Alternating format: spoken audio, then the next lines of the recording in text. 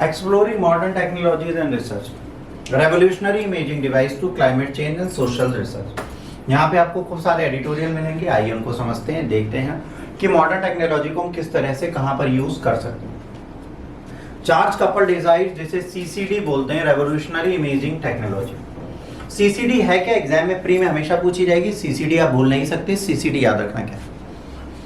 An electronic component that converts light into electrical signal using an array of capacitor pixels that transfers electric charges into sequence.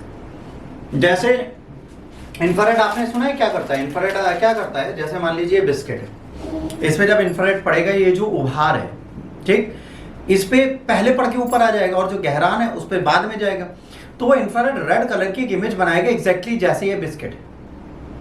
Exactly इस तरीके की image बना देगा, क्योंकि वे बाहर आ गया, गंदा हो गया तो मैं खा लेता हूं।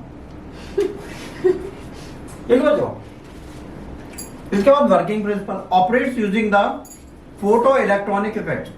Proton strike on the semiconductor material generating electronic proportion of to the light intensity. जो काम बिजली करेगी सेम काम ये करेंगे। अब जैसे मान लीजिए आधा कट गया, अब इस पे जब लेजर पड़ेगी कहेगी गोल बिस्किट, तब टेढ़ा हो गया, ये बताएगी वो।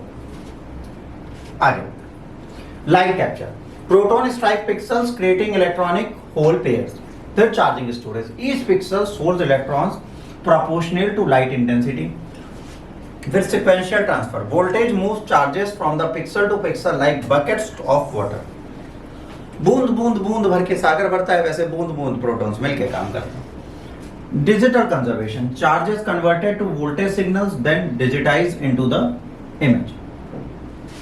Application to the charge couple devices, household technology, digital camera, CCTV system for security, bank, small hospital में इनका यूज किया जा सकता है।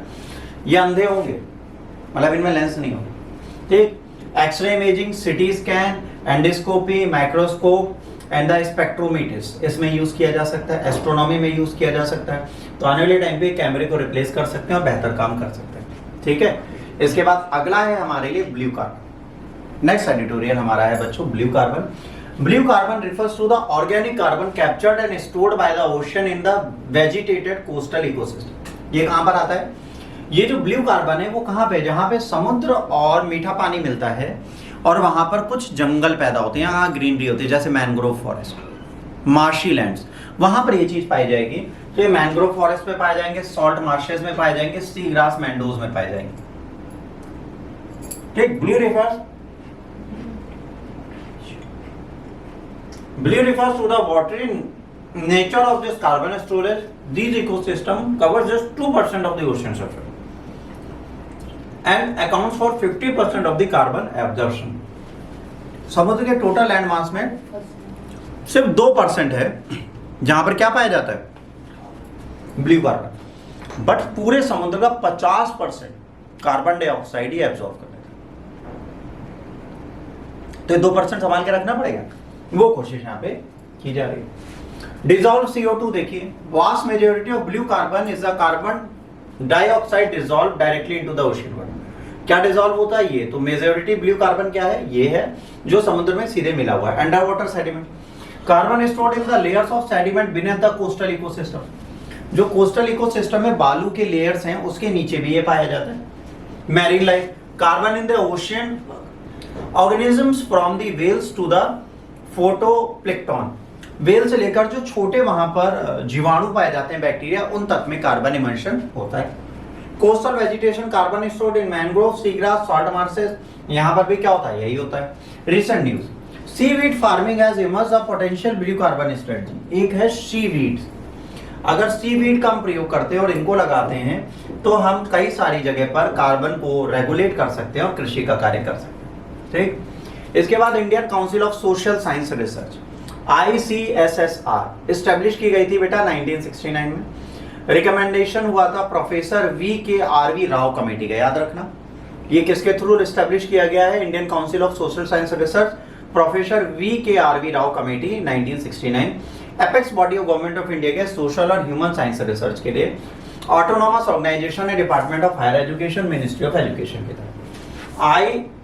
CSSR recently issued a so-cause notice to Central of the Study Developing Societies regarding funding sources for the studies on the election commission special intensive revision exercise in the Maharashtra assembly को। इन्होंने कहा भाई इन सब चीजों के बारे में आपको पढ़ने की आवश्यकता नहीं है, हम पर छोड़ दीजिए। अब क्या है, ICSSR का रोल क्या है, सोशल साइंस में रिसर्च करती है, फंड करती है प्रोजेक्ट को, जो डॉक्टोरल प्रोजेक्ट में मतलब जो PhD करने जा रहे हैं, post doctoral fellowship, senior fellowship, national fellowship को रिसर्च करती है, कैपेसिटी बिल्डिंग करती है, early career research, research internship, publication, grants देती है, organisation, national international seminars, conference, workshop में लोगों को भेजती है और अपनी चीजों को करती है। इसके टोटल 24 फ्रंटलाइन रिसर्च इंस्टीट्यूशन है, 6 रीजनल इंस्टीट्यूशन है जो इन कामों को इसके साथ मिलकर करते रहते हैं। ठीक है, डॉक्यूमेंटेशन सेंटर है, यहाँ पर जितने भी डॉक्यूमेंट्स हैं वो सारे यूज किए जाते हैं और प्रयोग में लाए जाते हैं और उनको कम्युनिकेट किया जाता है ताकि इंडिया की सोसाइटी में क्या हो रहा है और कैसे हो रहा है उन चीजों को हम समझ। ठीक ठीक है। अब यहाँ पे क्या है, सबसे पहले रेवोल्यूशनरी टेक्नोलॉजी है जो फोटोग्राफी के लिए यूज की हमने, ठीक है, लाइटिंग वाली। दूसरा हमने ब्लू कार्बन की बात की जिसमें हमने क्या की, शीवीट का अगर प्रोडक्शन करते हैं तो हमें हेल्प मिलेगी। तीसरा हमने पढ़ा ICSSR का अगर हम प्रयोग करते हैं तो हम चीजों को रेगुलेट कर सकते हैं। यहाँ तो कोई डाउट है तो पूछ लीजिए, फिर अगले बच्चे।